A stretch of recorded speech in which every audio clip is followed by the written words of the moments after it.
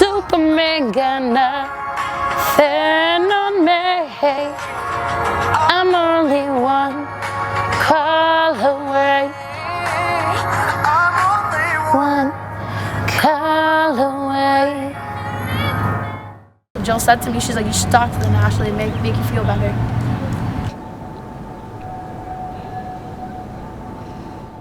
We've been in New Hampshire for the last couple of days talking to law enforcement, mothers, fathers, and addicts themselves, talking about the heroin crisis here in New Hampshire and how it's ravaged these communities in their own respective ways. There's so many people out here that wish they could talk on camera right now and say their side of the story and say they want to fight this and overcome this crap. But you know what? There's all the cops and all the DAs and this and that all drugging us down, calling us junkies, losers, lowlife, saying we're never going to change. If you don't give hope, how do you expect us to change? But when you're asking the state for help and you're asking them, please get me off the streets, help me with my addiction, it's basically like New Hampshire saying, go fuck yourself. Excuse my French, no offense. Right now we're in Manchester, New Hampshire, where the brunt of the heroin crisis is being felt and addressed, but we're actually going to head up north where there are less resources than there are here to see what the heroin crisis looks like for them. Head south, then turn left.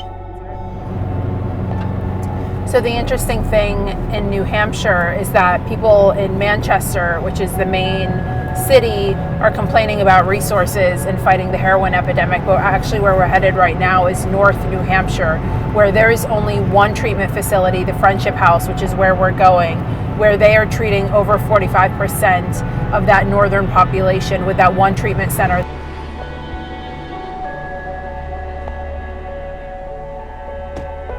We have 30 beds in this facility, and because of the bureaucracy that goes along with licensing, I am only able to have 18 people in this facility because I only have 18 licensed beds. I have 12 beds that sit vacant throughout the year.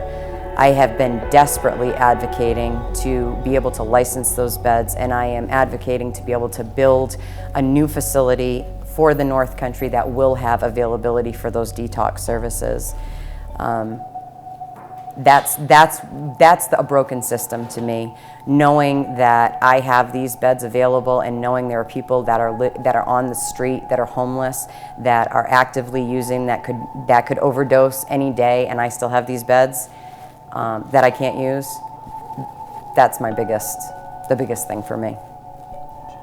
I came to this lovely city about 8 years ago, and I was in a trying time. My mother had just died, and I found heroin here.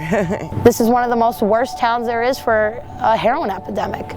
Heroin epidemic, crack epidemic, you name it. You go down the street, I can go get a fucking 40 bag of hard or crack or whatever you want to call it. If you're not walking down the street looking for it, people are offering it to you.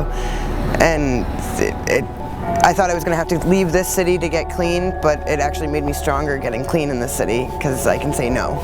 You know what I mean? The biggest thing with heroin, you have to want to get off of it yourself. You can't do it for your kid. You can't do it for your husband, for your mother. You have to do it for you. You have to be sick and tired of being sick and tired, or it's not going to work. People sit there and say, oh, these heroin addicts, this and that. I'm only 18 years old. 18. Not many people guess I'm only 18 years old, but I am. And I've sat here and I've watched numerous of my friends die. I had a friend die in my arms a couple nights ago of a drug overdose. Let me tell you, it's a crazy life, and my dream is to get off these streets and do something with my life.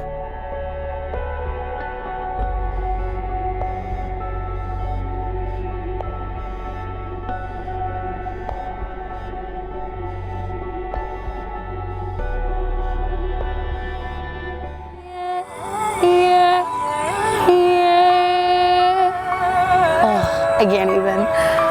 It's sad. I used to be able to.